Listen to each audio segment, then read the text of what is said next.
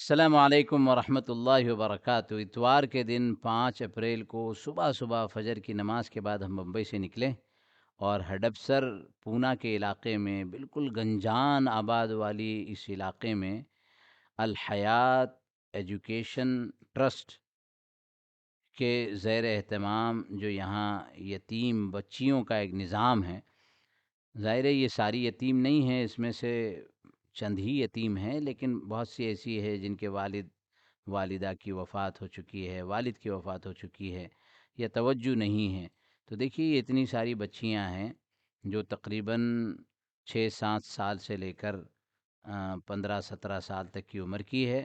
ماشاء اللہ اس سے پہلے یہاں کی جو ذمہ داران ہیں انہوں نے تقریباً 11 بچیوں کا نکاح کر کے ان کو رخصت کیا ہے۔ ان کی جو فکر کرنے والی آپا ہیں، رضوان آپا، ان کے والد صاحب ہیں، یہ جو لال داڑھی میں تھے، انہوں نے یہاں فکر کی۔ یہ ان کا کچن ہے اور ان کے کھانے کا انتظام اتنی چھوٹی سی جگہ پر کیا جاتا ہے۔ تقریباً 60-70 بچیوں کا یہ پورا کچن ہے۔ سوچنے کی بات ہے کہ کس قسم پرسی کا عالم ہے۔ رہائش کا اور بستروں کا کوئی خاص نظام نہیں ہے، اور یہ ان کا جو صبح کے ناشتے کا جو نظم ہوتا ہے اس کے لیے پاؤ وغیرہ اس طرح رکھے جاتے ہیں، اور جو ان کا اناج ہے وہ تیسرے منزلے پر رکھا جاتا ہے۔ چونکہ ہماری قوم جو ہے اناج دینے میں بڑی متحرک اور فعال ہے، تو رمضان میں تقریباً 4-5 مہینے کا اناج ان کے پاس جمع ہو جاتا ہے۔ بہت اندازہ یہ ہے کہ یہ سارا کے سارا جو ہے وہ زکوٰۃ کے پیسوں سے ہوتا ہوگا، واللہ عالم۔ یہ بچوں کے رہنے کے لیے، ان کا سامان وغیرہ رکھنے کے لیے ایک چھوٹا سا جو ہے کیبنٹ بنا ہوا ہے، یعنی ان میں تو سمجھیے 2-4 جوڑی کپڑے اور 2-4 چیزیں ان کی رہ سکتی ہیں۔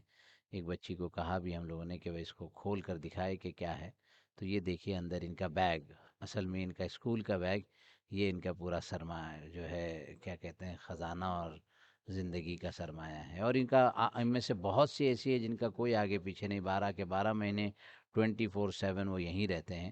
یہ بالکل اندر کا حصہ ہے۔ یہاں سے ہم اوپر کی طرف آئے اور الحمدللہ یہ پورا سفر ہمارا رات 1 بجے مکمل ہوا۔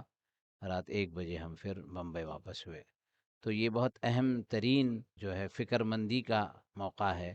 اللہ تبارک و تعالی ہمیں اپنے دین متین کی خدمت کے لیے قبول فرمائے، ایسے ہم کچھ کام کریں جس سے اللہ راضی ہو جائے۔ آمین یا رب العالمین۔